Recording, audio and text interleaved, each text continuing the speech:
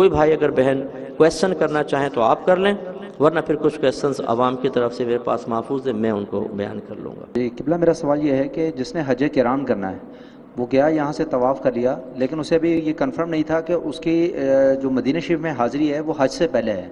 تو وہ احرام حالت میں ہی رہا کیونکہ حج قران تھا اس کا۔ اب ان کو وہاں جا کے پتہ چلتا ہے کچھ دن کے بعد کہ جب مدینہ منورہ جانا ہے حاضری کے لیے تو وہ حج سے پہلے، اب اس احرام کو کس طریقے سے وہ کرے گا اور کیا اس کا طریقہ ہوگا کہ وہ ذرا وضاحت فرما دیں۔ دیکھیں حج قران میں چونکہ آپ کو میں نے عرض کیا کہ حج اور عمرے کا احرام ایک ساتھ باندھا جاتا ہے، تو عمرہ کرنے کے بعد بھی اس کا احرام کنٹینیو رہتا ہے۔ اب اگر وہ مدینہ منورہ چلا بھی جاتا ہے تب بھی اس کے اوپر وہ احرام کی پابندیوں میں رہے گا، وہاں 8 دن تک اس کو پابندی کرنی پڑے گی۔ اس کے بعد جب وہ میقات کراس کر کے آ بھی رہا ہے تو اس پہ کوئی نیا عمرہ واجب نہیں ہوگا، کیونکہ عمرہ وہ ادا کر چکا ہے اور حج کا احرام کے اندر ہے، تو اب وہ جا کر حج ہی کرے گا۔ احرام کی پابندی لازم تھی میقات سے کراس کرتے ہوئے، اور وہ قران والا تو پہلے ہی حالت احرام میں ہے، تو یہ بس اس کے لیے آزمائش ہے۔ اسی لیے آپ پہلے معلوم کر لیں اپنے معلمین سے اچھی طریقے سے کہ ہمارا ٹریول کس طریقے سے ہوگا، ٹھیک ہے نا، یہ کنفرم کرنے کے بعد، ورنہ یہ سچویشن میں وہ حالت احرام میں مدینے میں بھی 8 دن تک حالت احرام میں رہے گا، بہت بڑی آزمائش بنے گی اس کے لیے، لیکن بہرحال رہے گا حالت احرام میں، احرام کھلے گا نہیں۔ جی میرے 2 سوال تھے، ایک سوال تھا میرا کہ جو قربانی ہم نے حج کے وہاں کرنی ہے اور ایک قربانی عید الاضحیٰ کی ہے، تو اس کے پیسے ہم یہاں دے کے جائیں گے کہ وہ یہاں قربانی ہو یا وہاں پہ کرنی ہوگی؟ اور دوسرا سوال میرا یہ کہ جیسے کہ ہم نے پڑھا بھی ہے اس کے بارے میں کہ جب حج کی استطاعت ہوتی ہے تو وہاں پہ آپ جاتے ہیں، جو پیچھے آپ پہ ڈیپینڈنٹ ہیں ان کو یہاں پہ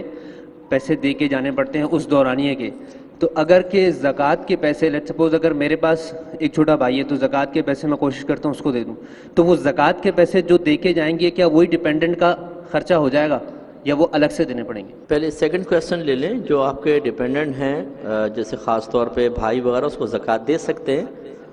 تو یہ یاد رکھیے گا کہ نان نفقہ جو لازم ہوتا ہے نا وہ آپ کے بیوی بچوں کا ہوگا اصلاً، اور یہ اگر محتاج ماں باپ ہیں ان کا ہوگا، ٹھیک ہے نا، تو اسی کو استطاعت میں شمار کیا گیا ہے۔ باقی دیگر ریلیٹیو بھی اگر محتاج ہیں ہم ان کے نان نفقے دینے چاہیے اگر وہ محتاج ہے اور ہم ان کی کفالت کر سکتے ہیں، لیکن وہ حج کی راہ میں رکاوٹ نہیں بنتے، ٹھیک ہے نا۔ اگر وہ نہیں ہے دینے کے یا ہیں ان کو دے دیں تو حجی پیسہ پورا نہیں رہے گا،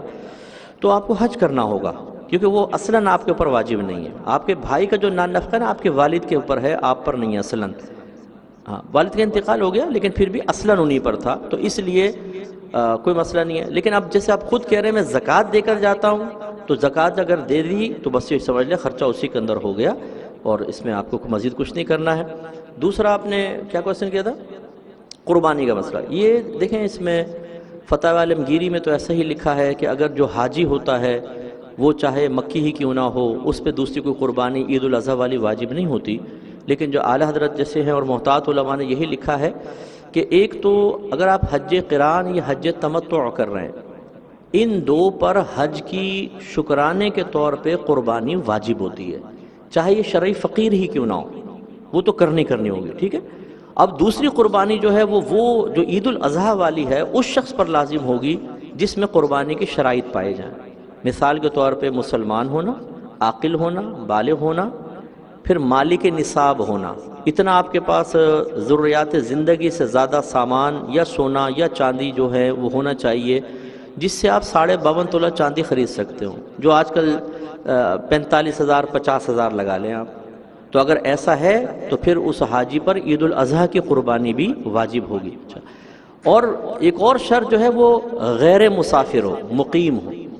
مقیم پہ قربانی واجب ہوتی ہے عید الاضحیٰ والی، مسافر پہ نہیں ہوتی۔